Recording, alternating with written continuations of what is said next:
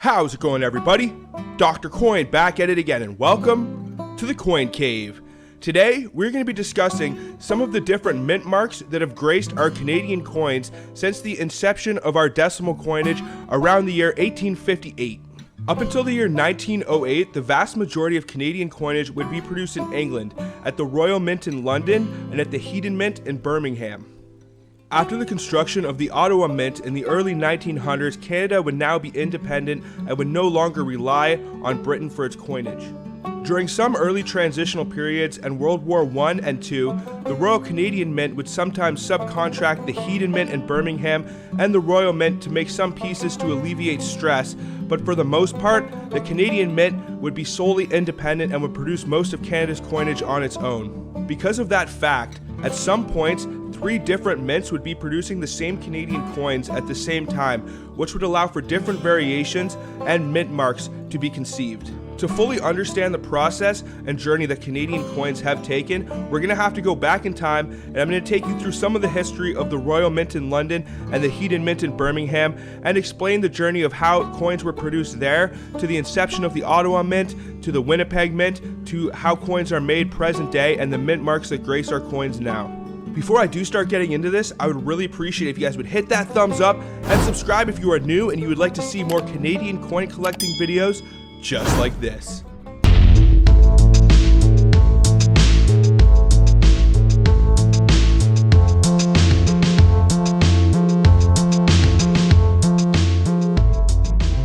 The Royal Mint in London started producing coinage for British North America, what is known as Canada today, as early as the year 1850, starting with the large penny and the half-penny tokens.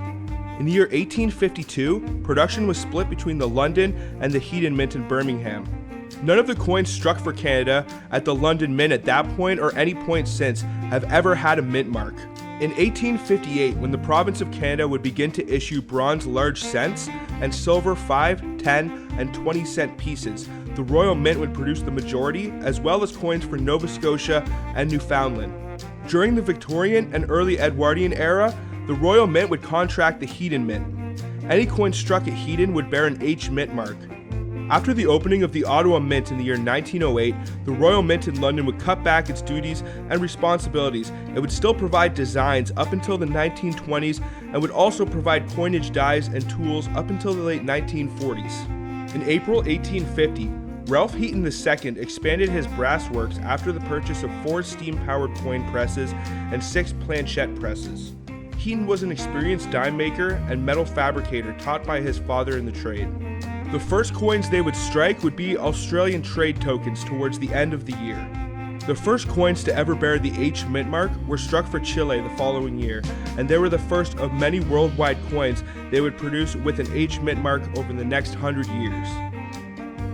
Between 1853 and 1856, they turned out more than 500 tons of copper pennies and tokens, none of which had a mint mark.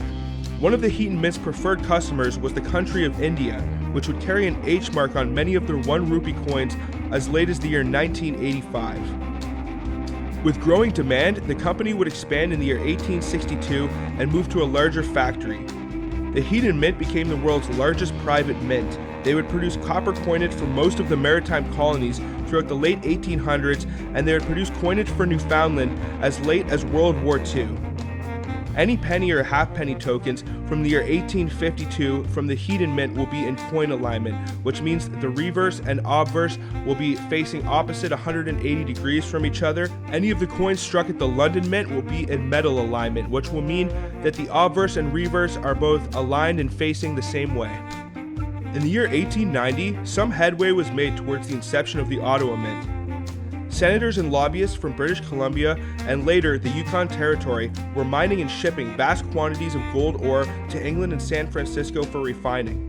This was incredibly inefficient, and the domestic mint would cut many costs and eliminate the risk of overseas travel. After several failed attempts over the next decade, the stores of gold slowly built up.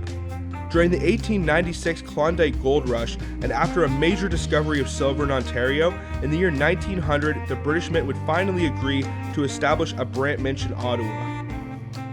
The Ottawa Mint Act was passed in 1901, but due to travel and communication issues of the time period, the construction and planning would be a long and drawn-out process. Construction for this Gothic-style factory facility would not actually start until the year 1905, and it would not be completed until the year 1907.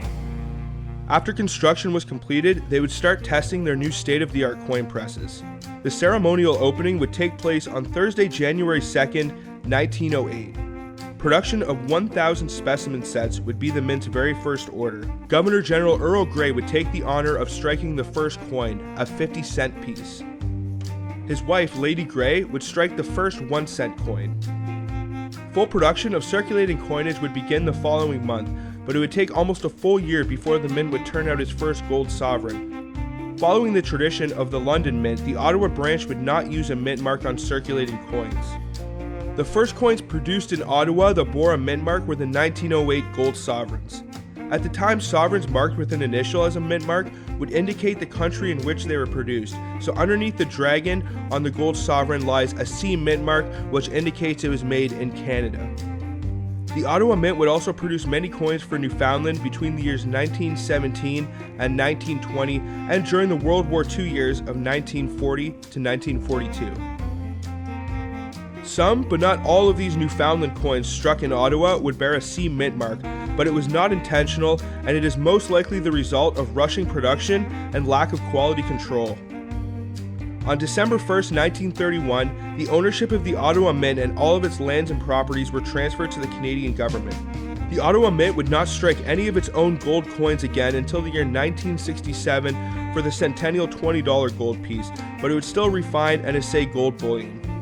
In 1965, a new facility would open in Hull across the Ottawa River, and the original building would mainly just refine gold. After the Winnipeg Mint started producing circulation coins, the Hull building would be used to make special or non-circulating coins.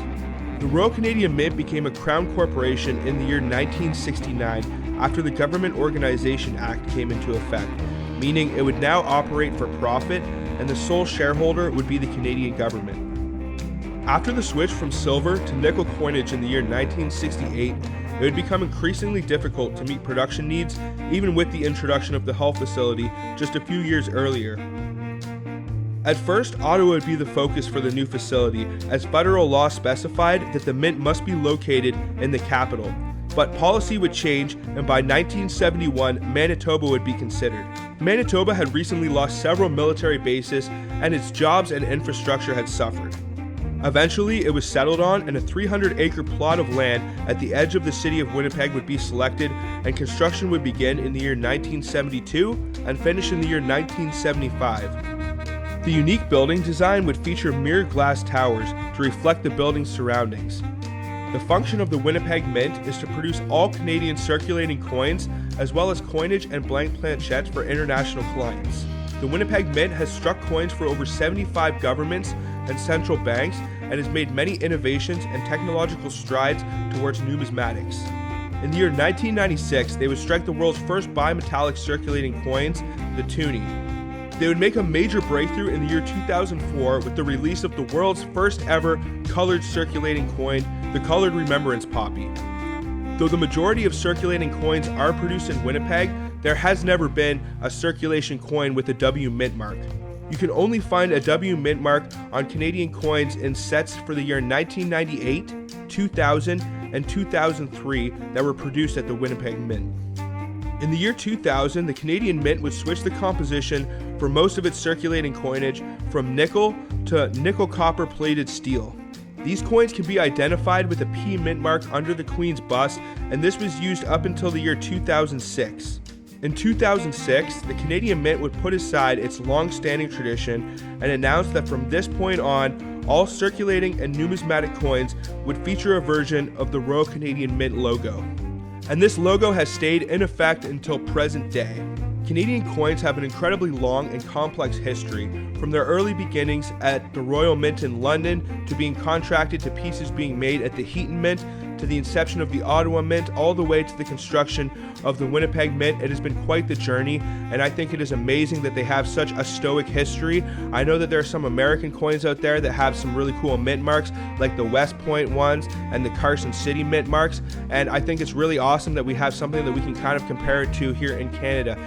We may not have P or D mint marks here in Canada, but we do have W's, and we do have some really awesome stuff you can look for. A lot of the pieces that were struck at the Hedon Mint are extremely desirable for collectors, and also some of the other variations that were made at the Royal Mint and Ottawa Mint will also be very sought after. I hope you guys enjoyed this video. I hope you found it helpful. If you did, please hit that thumbs up, and please subscribe if you would like to see more just like this. I'm definitely going to be covering some more videos on the history of Canadian coins and currency, and I have made some in the past, so if you would like to see those, please go give them a little look-see. But other than that, guys, thank you for watching. Peace out, and have a good one, y'all.